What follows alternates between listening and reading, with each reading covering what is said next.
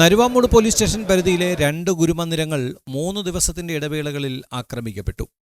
ഗുരുമന്ദിരങ്ങൾക്ക് നേരെ തുടരാക്രമണമുണ്ടായിട്ടും നരുവാമൂട് പോലീസിന്റെ അന്വേഷണം ഊർജിതമല്ലെന്ന പരാതി നാട്ടുകാർ ഉന്നയിച്ചു. ഇന്നലെ രാത്രിയോടെയാണ് മുക്കമ്പാലമൂട് ജംഗ്ഷനിലെ ഗുരുമന്ദിരത്തിന്റെ ചില്ലുകൾ, കാണിക്കവഞ്ചി എന്നിവ അജ്ഞാതർ അടിച്ചു തകർത്തത്. ഇക്കഴിഞ്ഞ ശനിയാഴ്ച രാത്രിയോടെ നടുക്കാടുള്ള ശ്രീനാരായണ ഗുരുമന്ദിരത്തിനു നേരെയും അജ്ഞാതരുടെ ആക്രമണമുണ്ടായി. ഇവിടെയും ചില്ലുകളും കാണിക്കവഞ്ചി എന്നിവയും തകർക്കപ്പെട്ടിട്ടുണ്ട്.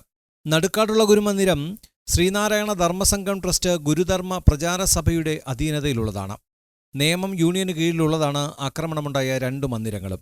മോഷണമാണ് സാമൂഹ്യവിരുദ്ധരുടെ ലക്ഷ്യമെങ്കിൽ ഗുരുമന്ദിരത്തിന് ചുറ്റുമുള്ള ചില്ലുകൾ എന്തിന് അടിച്ചു തകർത്തെന്ന് SNDP യൂണിയൻ നേതാക്കൾ ചോദിച്ചു. കഴിഞ്ഞ ദിവസമുണ്ടായ ആക്രമണത്തെ തുടർന്ന് ശരിയായ അന്വേഷണം നടത്തിയിരുന്നുവെങ്കിൽ ഇപ്പോൾ രണ്ടാമത്തെ ആക്രമണവും ഉണ്ടാകില്ലെന്ന് ഭാരവാഹികൾ അറിയിച്ചു.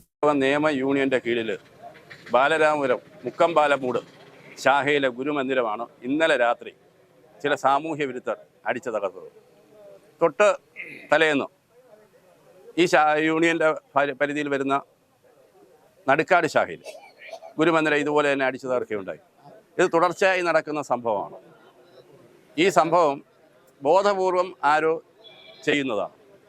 ഇവിടുത്തെ ആൾക്കാർ മതസൗഹാർദ്ദത്തിനും സ്നേഹത്തിനും ഒക്കെ എല്ലാവരും ഒരുപോലെ, ജാതി മത ഭേദ വർഗ വർണ്ണ വ്യത്യാസമില്ലേ, എല്ലാവരും ഒരുപോലെ ജീവിക്കുന്ന ഒരു നാടാണ് ഈ മുക്കമ്പാലമൂട് എന്ന് പറയുന്നത്. അപ്പോൾ ഇത് ഏതോ സാമൂഹ്യ വിരുദ്ധർ കാട്ടിക്കൂട്ടിയ ഒരു വികൃതിയാണ്. ഇതിനെ ശക്തമായി നേമ യൂണിയൻ ശക്തമായി പ്രതിഷേധം രേഖപ്പെടുത്തുന്നു. MLA IB സതീഷ് ഉൾപ്പെടെയുള്ളവർ സ്ഥലത്തെത്തി. 10 വർഷം മുമ്പ് മുഴവൂർപ്പാറ ഗുരുമന്ദിരം ആക്രമിക്കപ്പെട്ടെങ്കിലും നാളിതുവരെ പ്രതികളെ പിടികൂടിയിട്ടില്ലെന്നും നേതാക്കൾ പറഞ്ഞു.